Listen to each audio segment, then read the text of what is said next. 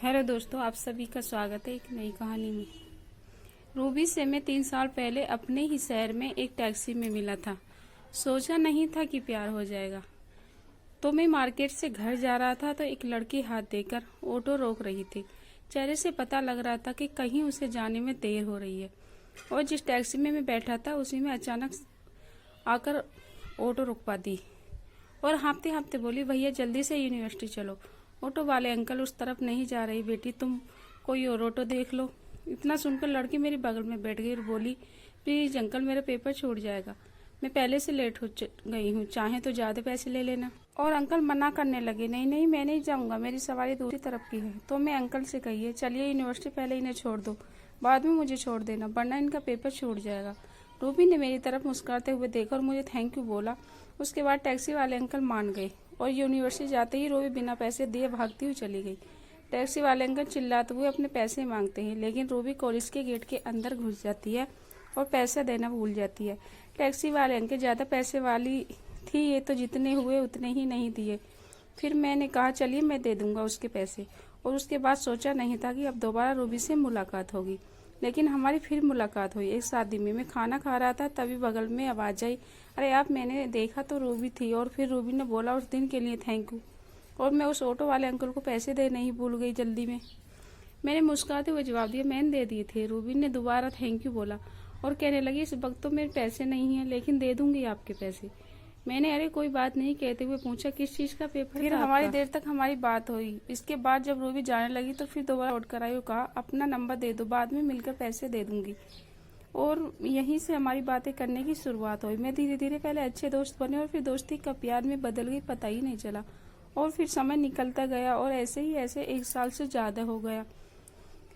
फिर रूबी एक दिन शादी के लिए घर वालों ने एक लड़का देखा। रूबी ये सोचकर चुप रही कि देख ही तो रहे हैं, थोड़े ही हो जाएगी, लेकिन शादी पक्की हो गई। और फिर रूबी परेशान होकर मुझसे मिलने आई। मुझे सारी बात बताकर रोते हुए कहने लगी, मैं तुम्हारे बिना नहीं रह पाऊंगी। मैंने रूबी को समझाया और हौसला दिया, लेकिन मैं भी अंदर से बहुत डरा हुआ था और खुद को हिम्मत देते हुए अंदर ही अंदर कह रहा था, सब ठीक हो जाएगा, रूबी मेरी ही रहेगी। और फिर रूबी से कहा, तुम अभी जाकर अपने घर में सब सच बता दो, मैं भी जाकर बता देता हूँ, फिर आगे देखते हैं। और हम दोनों ने अपने अपने घर वालों के बारे में बताया, मगर रूबी के दूर मेरे घर वालों ने भी मना कर दिया। परिवार वाले लव मैरिज के बिल्कुल खिलाफ थे और मैं उन्हें मम्मी पापा को ये लगता था कि लव मैरिज ज्यादा दिनों तक नहीं चलती और डिवोर्स हो जाता है। लेकिन फिर भी कोशिश की हम दोनों ने बार बार अपने पेरेंट्स को मनाने के लिए, मगर परिवार वाले नहीं माने। फिर मैंने सोचा कि भागकर शादी कर ले, लेकिन रूबी के माता पिता ने रूबी को कसम देकर बांध दिया और फिर उनकी इज्जत के खातिर हमने फैसला किया कि ये जन्म हम दोनों का मिलना नसीब नहीं है, इसलिए अब एक दूसरे को भूल जाना ही सही है। ये फैसला लेना पत्थर से भी कठोर था, क्योंकि ना तो मैं उसके बिना एक रह पाता और न ही बोल, लेकिन मजबूरी सब कराने को मजबूर कर रही थी और हमारी किस्मत ने भी हमें मजबूर कर दिया एक दूसरे से दूर रहने के लिए। और फिर हम दोनों ने एक दूसरे से बात करनी बंद कर दी। अब समझ जाता है कि काश हम मिले ही न होते। दिल कर रहा था उससे बात कर लूं, मगर मजबूर खुद को तड़पाया और रहा और रोता रहा। मुझे आज भी याद है, मेरी रातों की नींद उड़ चुकी थी और मैं बहुत रोया था।